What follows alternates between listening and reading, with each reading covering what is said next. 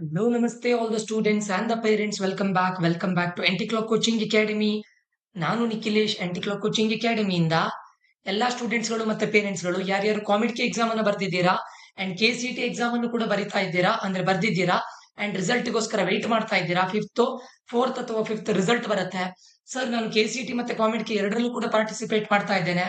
ನಾನು ಯಾವಾಗ ಎಕ್ಸಿಟ್ ಆಗ್ಬಹುದು, ಕಾಮಿಡ್ ಇಂದ ಯಾವಾಗ ಎಕ್ಸಿಟ್ ಆಗ್ಬಹುದು, ಕಾಮಿಡ್ ಇಸ್ ಮೈ ಬ್ಯಾಕಪ್ ಪ್ಲಾನ್. ಅಂದ್ರೆ ಇನ್ ಕೇಸ್ ನನಗೆ KCT as per the plan ಹೋಗದೆ ಇದ್ದಾಗ ನಾನು ಕಾಮಿಡಿಕೆಯನ್ನ ಬ್ಯಾಕಪ್ ಪ್ಲಾನ್ ಆಗಿ ತಗೊಂಡಿದ್ದೇನೆ. ಸೊ ನಾನು ಯಾವಾಗ ಎಕ್ಸಿಟ್ ಆಗ್ಬಹುದು ಅಂತ ಹೇಳೋದನ್ನ ಈ ವಿಡಿಯೋದಲ್ಲಿ ಕಂಪ್ಲೀಟ್ ಡೀಟೇಲ್ಸ್ ಅನ್ನ ಕೊಡ್ತಾ ಇದ್ದೇನೆ.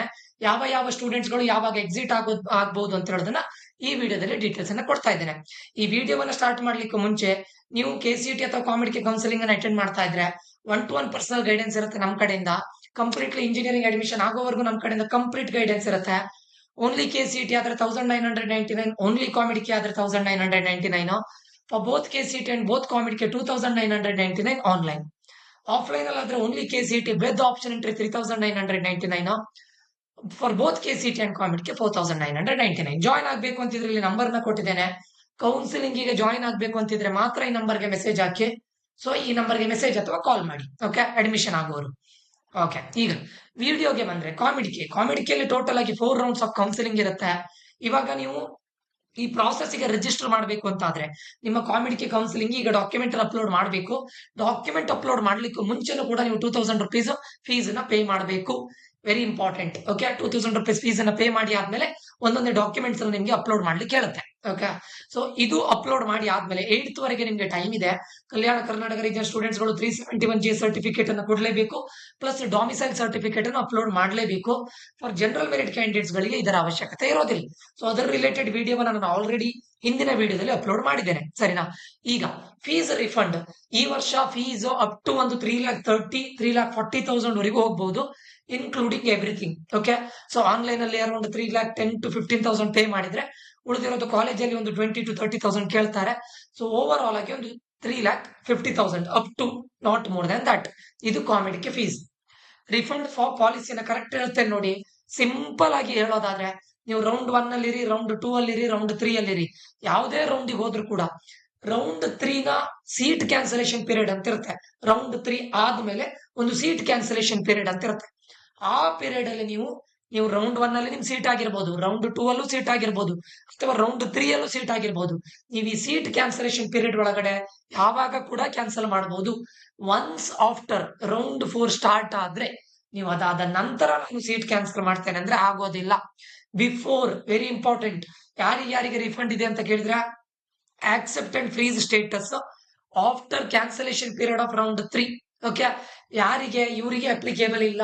ನೀವು ರೌಂಡ್ 3 ಆದ್ಮೇಲೆ ಒಂದು ಸೀಟ್ ಕ್ಯಾನ್ಸಲೇಷನ್ ಪೀರಿಯಡ್ ಅಂತ ಬರುತ್ತೆ. ಒಂದಿಷ್ಟು ದಿನ ಟೈಮ್ ಕೊಡ್ತಾರೆ. ಆ ಟೈಮ್ ಒಳಗಡೆ ನೀವು ಸೀಟ್ ಕ್ಯಾನ್ಸಲ್ ಮಾಡೋದಿದ್ರೆ ಮಾಡ್ಲೇಬೇಕು. ಮಾಡದೇ ಇದ್ರೆ ನಿಮ್ಮ ಫೀಸ್ ಅನ್ನ ರಿಫಂಡ್ ಮಾಡೋದಿಲ್ಲ. ಅದಾದ್ಮೇಲೆ ಅದರ ಮೇಲೆ 5 times ಫೀಸ್ ಅನ್ನ ಪೇ ಮಾಡ್ಬೇಕಾಗತ್ತೆ. ನೀವು 4th ರೌಂಡ್ ಅಲ್ಲಿ ಈಗ 3rd ರೌಂಡ್ ಆಗುತ್ತೆ. ಅದಾದ ನಂತರ ಸೀಟ್ ಕ್ಯಾನ್ಸಲೇಷನ್ ಪೀರಿಯಡ್ ಅಂತ 2 to 3 ಡೇಸ್ ಇರುತ್ತೆ. ಆ ಡೇಸ್ ಅಲ್ಲಿ ನೀವು ಸೀಟ್ ಕ್ಯಾನ್ಸಲ್ ಮಾಡದೆ ಸುಮ್ಮನೆ ಇದ್ದು 4th ರೌಂಡ್ ಸ್ಟಾರ್ಟ್ ಆಗುತ್ತೆ, ಅದಾದ್ಮೇಲೆ ನಾನು ಸೀಟ್ ಕ್ಯಾನ್ಸಲ್ ಮಾಡ್ತೀನಿ ಅಂದ್ರೆ ಆಗೋದಿಲ್ಲ. Very important. ಓಕೆ, ಹಾಗಾದ್ರೆ ಯಾರ್ಯಾರಿಗೆ ಸರ್ ರಿಫಂಡ್ ಇದೆ? ಒಂದು ಆಪ್ಷನ್ ಯಾವುದು? Reject and withdraw. ರೌಂಡ್ 1 ಅಲ್ಲಿ ರಿಜೆಕ್ಟ್ ಅಂಡ್ ವಿಡ್ರಾ ಮಾಡಬಹುದು ನೀವು. ರೌಂಡ್ 2 ಅಲ್ಲಿ ರಿಜೆಕ್ಟ್ ಅಂಡ್ ವಿಡ್ರಾ ಮಾಡಬಹುದು. ರೌಂಡ್ 3 ಅಲ್ಲೂ ಕೂಡ ರಿಜೆಕ್ಟ್ ಅಂಡ್ ವಿಡ್ರಾ ಮಾಡಬಹುದು. ಇದು ಯಾವುದೇ ಮಾಡಿದ್ರು ಕೂಡ ನಿಮ್ಗೆ ಫೀಸ್ ರಿಫಂಡ್ ಇದೆ. ಎರಡನೇದು, ರಿಜೆಕ್ಟ್ ಅಂಡ್ ಅಪ್ಗ್ರೇಡ್ ಮಾಡಿರ್ತೀರಾ ಯಾವ್ದ್ರಲ್ಲಿ? ರೌಂಡ್ 2 ಅಥವಾ ರೌಂಡ್ 3 ಅಲ್ಲೇ. ಮತ್ತೆ who did not get any seat in round 4. ನೀವು ರೌಂಡ್ 1 ಪಾರ್ಟಿಸಿಪೇಟ್ ಮಾಡಿದ್ರಿ, ರಿಜೆಕ್ಟ್ ಅಂಡ್ ಅಪ್ಗ್ರೇಡ್ ಮಾಡಿ ಸೆಕೆಂಡ್ ರೌಂಡಿಗೆ ಹೋದ್ರಿ. ರೌಂಡ್ 2 ಪಾರ್ಟಿಸಿಪೇಟ್ ಮಾಡಿದ್ರಿ, ರಿಜೆಕ್ಟ್ ಅಂಡ್ ಅಪ್ಗ್ರೇಡ್ ಮಾಡಿ 3rd ರೌಂಡಿಗೆ ಹೋದ್ರಿ. ಅಥವಾ ರೌಂಡ್ 1 ಅಲ್ಲಿ ಪಾರ್ಟಿಸಿಪೇಟ್ ಮಾಡಿ ರಿಜೆಕ್ಟ್ ಅಂಡ್ ಅಪ್ಗ್ರೇಡ್ ಮಾಡಿ ಡೈರೆಕ್ಟ್ಲಿ ರೌಂಡ್ 3 ಹೋಗ್ತೀರಾ ಜನರಲ್ ಮೆರಿಟ್ ಕ್ಯಾಂಡಿಡೇಟ್ಸ್. ಆಮೇಲೆ ರೌಂಡ್ 3 ಅಲ್ಲೂ ಕೂಡ ಒಂದು ಸೀಟ್ ಅಲಾಟ್ ಆಗುತ್ತೆ. ರಿಜೆಕ್ಟ್ ಅಂಡ್ ಅಪ್ಗ್ರೇಡ್ ಮಾಡಿ ರೌಂಡ್ 4 ಗೆ ಹೋಗ್ತೀರಾ.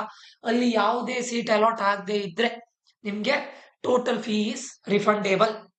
ಅದಾದ್ಮೇಲೆ ರಿಜೆಕ್ಟ್ ಅಂಡ್ ಅಪ್ಗ್ರೇಡ್ ಮಾಡಿರ್ತೀರಾ, ರಿಜೆಕ್ಟ್ ಅಂಡ್ ಅಪ್ಗ್ರೇಡ್ ಮಾಡಿ ಎಕ್ಸಿಟ್ ಅಂತ ಬರುತ್ತೆ.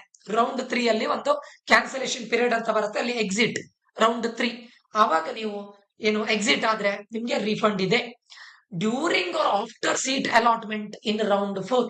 Very important. ಸಿಂಪಲ್ ಆಗಿ ನಾನು ಹೇಳೋದು ರೌಂಡ್ 4 ನ ಡ್ಯೂರಿಂಗ್ ಅಲಾಟ್ಮೆಂಟ್ ಅಂದ್ರೆ ರೌಂಡ್ 3 ಆದ್ಮೇಲೆ ಒಂದು ಸೀಟ್ ಕ್ಯಾನ್ಸಲೇಷನ್ ಪೀರಿಯಡ್ ಅಂತ ಇರುತ್ತೆ.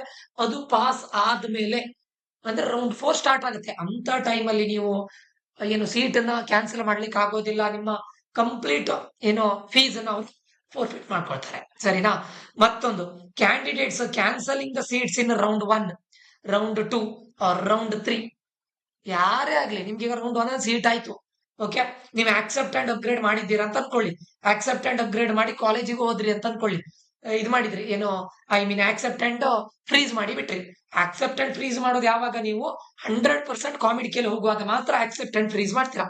ಇಲ್ಲ, ನೀವು ಆಕ್ಸೆಪ್ಟ್ ಅಂಡ್ ಅಪ್ಗ್ರೇಡ್ ಮಾಡಿದ್ರಿ, ರೌಂಡ್ 2 ಹೋದ್ರಿ, ಆಯ್ತಾ? ರೌಂಡ್ 2 ಅಥವಾ ಜನರಲ್ ಮೆರಿಟ್ ಸ್ಟೂಡೆಂಟ್ಸ್ ಗಳು ರೌಂಡ್ 3 ಹೋದ್ರಿ. ಅದಾದ್ಮೇಲೂ ಕೂಡ ನೀವು ಎಕ್ಸಿಟ್ ಆಗ್ಬಹುದು. ಒಂದೇ ಒಂದು ವಿಷಯ ಏನಂತ ಕೇಳಿದ್ರೆ, ನೀವು ರೌಂಡ್ 4 ಸ್ಟಾರ್ಟ್ ಆದ್ಮೇಲೆ ನಾನು ಏನು ಎಕ್ಸಿಟ್ ಆಗ್ತೀನಿ ಅಂದ್ರೆ ಆಗೋದಿಲ್ಲ. Very very important. Any candidate who has accepted seat during round 1 ಅಲ್ಲಿ ಆಕ್ಸೆಪ್ಟ್ ಮಾಡಿದ್ರಿ, ಅಥವಾ ರೌಂಡ್ 2 ಅಲ್ಲಿ ಆಕ್ಸೆಪ್ಟ್ ಮಾಡ್ರಿ, ಅಥವಾ ರೌಂಡ್ 3 ಅಲ್ಲಿ ಆಕ್ಸೆಪ್ಟ್ ಮಾಡ್ರಿ. ಆಲ್ರೆಡಿ ಆಕ್ಸೆಪ್ಟ್ ಮಾಡಿ ಆಯ್ತು ನೀವು, ಬಟ್ ಸೀಟ್ ಕ್ಯಾನ್ಸಲೇಷನ್ ಪೀರಿಯಡ್ ಅಂತ ಬರುತ್ತೆ. ಆ ಟೈಮಲ್ಲಿ ಅಂದ್ರೆ ರೌಂಡ್ 3 ಆದ್ಮೇಲೆ ಒಂದು ಸೀಟ್ ಕ್ಯಾನ್ಸಲೇಷನ್ ಪೀರಿಯಡ್ ಅಂತ ಬರುತ್ತೆ. ರೌಂಡ್ 1 ಆದ್ಮೇಲೂ ಸೀಟ್ ಕ್ಯಾನ್ಸಲೇಷನ್ ಇರುತ್ತೆ, ರೌಂಡ್ 2 ಆದ್ಮೇಲೂ ಸೀಟ್ ಕ್ಯಾನ್ಸಲೇಷನ್ ಇರುತ್ತೆ, ರೌಂಡ್ 3 ಆದಲ್ಲೂ ಸೀಟ್ ಕ್ಯಾನ್ಸಲೇಷನ್ ಇರುತ್ತೆ. ಅಲ್ಲಿಯ ಒಳಗೆ ನೀವು ಯಾವಾಗ್ಲೂ ಕೂಡ ಸೀಟ್ ಕ್ಯಾನ್ಸಲ್ ಮಾಡಬಹುದು. ಕ್ಯಾನ್ಸಲ್ ಮಾಡಿ ಆದ್ಮೇಲೆ ನೀವು ಸಬ್ಸಿಕ್ವೆಂಟ್ ರೌಂಡ್ ಅಲ್ಲಿ ಮಾಡ್ಲಿಕ್ಕೆ ಆಗೋದಿಲ್ಲ. ರೌಂಡ್ 1 ಆಯ್ತು, ಆಕ್ಸೆಪ್ಟ್ ಮಾಡಿದ್ರಿ, ಒಂದು ಸೀಟ್ ಕ್ಯಾನ್ಸಲೇಷನ್ ಪೀರಿಯಡ್ ಅಲ್ಲಿ ಕ್ಯಾನ್ಸಲ್ ಮಾಡಿದ್ರಿ, ಸೀಟ್ ಸಿಕ್ಕಿದ್ದನ್ನ ಕ್ಯಾನ್ಸಲ್ ಮಾಡಿದ್ರಿ, ಮತ್ತೆ ನೀವು ರೌಂಡ್ 2ಗೆ ಪಾರ್ಟಿಸಿಪೇಟ್ ಮಾಡ್ಲಿಕ್ಕೆ ಆಗೋದಿಲ್ಲ. ಓಕೆ, ಮತ್ತೊಂದು, there is no facility to cancel the seat during or after the seat allotment process in round 4. Simple ಆಗಿ ನಾನು ಹೇಳೋದು, ರೌಂಡ್ 4 ಅಲ್ಲಿ ನೀವು ದರ್ ಇಸ್ ನೋ ಚಾಯ್ಸ್, ನೀವು ಸೀಟ್ ಕ್ಯಾನ್ಸಲ್ ಮಾಡ್ಲಿಕ್ಕೆ ಚಾಯ್ಸೇ ಇಲ್ಲ. ಅರ್ಥ ಆಯ್ತಾ? ಹೇಗೆ ಕ್ಯಾನ್ಸಲ್ ಮಾಡ್ತೀರಾ? ಲಾಗಿನ್ ಆಗ್ತೀರಾ, ಲಾಗಿನ್ ಆಗಿ ಕ್ಯಾನ್ಸಲ್ ಮಾಡೋದು. ಓಕೆ, ಈಗ ನೋಡಿ, when can candidate cancel their seat? Accept and freeze, accept and upgrade in round 1. ನೀವು ಆಕ್ಸೆಪ್ಟೆನ್ಸ್ ಇದು ಮಾಡಿರ್ತೀರಾ, ಏನು ಫ್ರೀಸ್ ಮಾಡಿರ್ತೀರಾ, ಅಥವಾ ಆಕ್ಸೆಪ್ಟ್ ಅಂಡ್ ಅಪ್ಗ್ರೇಡ್ ಮಾಡಿರ್ತೀರಾ, ಆಯ್ತಾ? ಬಟ್ ನಿಮ್ಗೆ ಈ ಆಕ್ಸೆಪ್ಟ್ ಅಂಡ್ ಫ್ರೀಸ್ ಮಾಡಿ ಆದ್ಮೇಲೆ, ಅಥವಾ ಆಕ್ಸೆಪ್ಟ್ ಅಂಡ್ ಅಪ್ಗ್ರೇಡ್ ಮಾಡಿ ಆದ್ಮೇಲೆ, ಸ್ವಲ್ಪ ಅಂದ್ರೆ ರೌಂಡ್ 4 ಆಗ್ಲಿಕ್ಕೂ ಮುಂಚೆ, ಈಗ ರೌಂಡ್ 1 ಆಯ್ತು, ರೌಂಡ್ 1 ಆದ್ಮೇಲೆ ಆಕ್ಸೆಪ್ಟ್ ಅಂಡ್ ಫ್ರೀಸ್ ಮಾಡಿದ್ರಿ, ಆಮೇಲೆ ರೌಂಡ್ 2 ಆಯ್ತು, ರೌಂಡ್ 3 ಆಯ್ತು, ರೌಂಡ್ 4 ಸ್ಟಾರ್ಟ್ ಆಗ್ಲಿಕ್ಕೂ ಮುಂಚೆ ನೀವು ಅನ್ಕೊಳ್ತೀರಾ, ಇಲ್ಲ ನಂಗೆ ಕಾಮಿಡಿಗೆ ಬೇಡದೇನೋ ಅಂತ ಹೇಳಿದಾಗ ನೀವು ಅಲ್ಲಿ ಕ್ಯಾನ್ಸಲ್ ಮಾಡಬಹುದು. ಅಂದ್ರೆ ರೌಂಡ್ 4 ಸ್ಟಾರ್ಟ್ ಆಗ್ಲಿಕ್ಕೂ ಮುಂಚೆ you can cancel your seat. ಯಾವಾಗ? During seat cancellation period of round 1, round 2, round 3. ನೀವು ರೌಂಡ್ 1 ಅಲ್ಲಿ ಆಕ್ಸೆಪ್ಟ್ ಮಾಡಿದ್ರಿ, ಆಕ್ಸೆಪ್ಟ್ ಅಂಡ್ ಫ್ರೀಸ್ ಮಾಡಿದ್ರಿ, ರೌಂಡ್ 1 ಅಲ್ಲಿ ಆಕ್ಸೆಪ್ಟ್ ಅಂಡ್ ಅಪ್ಗ್ರೇಡ್ ಮಾಡಿದ್ರಿ, before beginning of round 4 cancellation period ಇರುತ್ತೆ ನೋಡಿ, ಆವಾಗ ಯಾವಾಗ ಕೂಡ ಮಾಡಬಹುದು. ಎರಡನೇದು, ಆಕ್ಸೆಪ್ಟ್ ಅಂಡ್ ಫ್ರೀಸ್ ಮಾಡಿದ್ರಿ, ಆಕ್ಸೆಪ್ಟ್ ಅಂಡ್ ಅಪ್ಗ್ರೇಡ್ ಮಾಡಿದ್ರಿ, ಯಾವಾಗ? ರೌಂಡ್ 2 ಅಲ್ಲಿ ಅಥವಾ ರೌಂಡ್ 3 ಅಲ್ಲಿ. ನೀವು ಯಾವಾಗ ಕ್ಯಾನ್ಸಲ್ ಮಾಡಬಹುದು? Before start of round 4. Round 1, round 2 and round 3 candidates can cancel their seat during seat cancellation period of round 2. ಇದು ಯಾರಿಗೆ? KKR. ರೌಂಡ್ 3 ಅವರಿಗೆ, ಅಂದ್ರೆ ರೌಂಡ್ 3 ಯಾರಿಗೆ?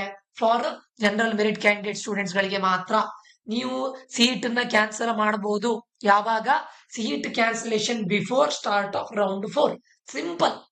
At the end of the day ನೀವು ಆಕ್ಸೆಪ್ಟ್ ಅಂಡ್ ಫ್ರೀಸ್ ಆಗಿ ಆದ್ರೂ ಮಾಡಿದ್ರಿ, accept and upgrade ಆದ್ರೂ ಮಾಡಿರಿ, ನೋ ಪ್ರಾಬ್ಲಮ್. ನೀವು ರೌಂಡ್ 4 ಸ್ಟಾರ್ಟ್ ಆಗೋದ್ರೊಳಗಡೆ ಸೀಟ್ ಕ್ಯಾನ್ಸಲೇಷನ್ ಪೀರಿಯಡ್ ಅಲ್ಲಿ ನೀವು ಕ್ಯಾನ್ಸಲ್ ಮಾಡಿದ್ರೆ ಕ್ಯಾನ್ಸಲ್ ಆಗತ್ತೆ. In case a candidate wishes to cancel his or her seat, she has to cancel the seat during the seat cancellation period only. ನೀವು seat cancellation period ಅಲ್ಲೇ ಮಾಡಬೇಕು, ಆವಾಗ ಮಾತ್ರ ನಿಮ್ಗೆ ರಿಫಂಡ್ ಪಾಲಿಸಿ ಆಗುತ್ತೆ. ನೀವು ಸೀಟ್ ಕ್ಯಾನ್ಸಲ್ ಮಾಡಿದ್ರೆ ನಿಮಗೆ ರಿಫಂಡ್ ಆಗಬೇಕು ಅಂದ್ರೆ ಆಗೋದಿಲ್ಲ. There is no seat cancellation during or after round 4. ನೆನಪಿಟ್ಕೊಳ್ಳಿ, ಇದು very very important. If a candidate final list ಅಲ್ಲಿ ನಿಮ್ ನೇಮ್ ಇದೆ ಅಂತ ಅನ್ಕೊಳ್ಳಿ, ನಿಮ್ಗೆ ಗೊತ್ತೇ ಆಗೋದಿಲ್ಲ. ನೀವು ರೌಂಡ್ 1 ಮಾಡಿದ್ರಿ, ಆಕ್ಸೆಪ್ಟ್ ಅಂಡ್ ಫ್ರೀಸ್ ಮಾಡಿದ್ರಿ, ಅಥವಾ ರೌಂಡ್ 1 ಮಾಡಿ ಆಕ್ಸೆಪ್ಟ್ ಅಂಡ್ ಅಪ್ಗ್ರೇಡ್ ಮಾಡಿ ರೌಂಡ್ 2 ಬಂದ್ರಿ, ರೌಂಡ್ 2 ಅಲ್ಲೂ ಬಂದು ಆಕ್ಸೆಪ್ಟ್ ಅಂಡ್ ಫ್ರೀಸ್ ಮಾಡಿ ಬಿಟ್ರಿ, ಅದಾಯ್ತು. ಕಾಲೇಜ್ ಏನಾಯ್ತು, ನೀವು ತಗೊಂಡ್ರಿ ಅಂತ ಮೀನಿಂಗ್.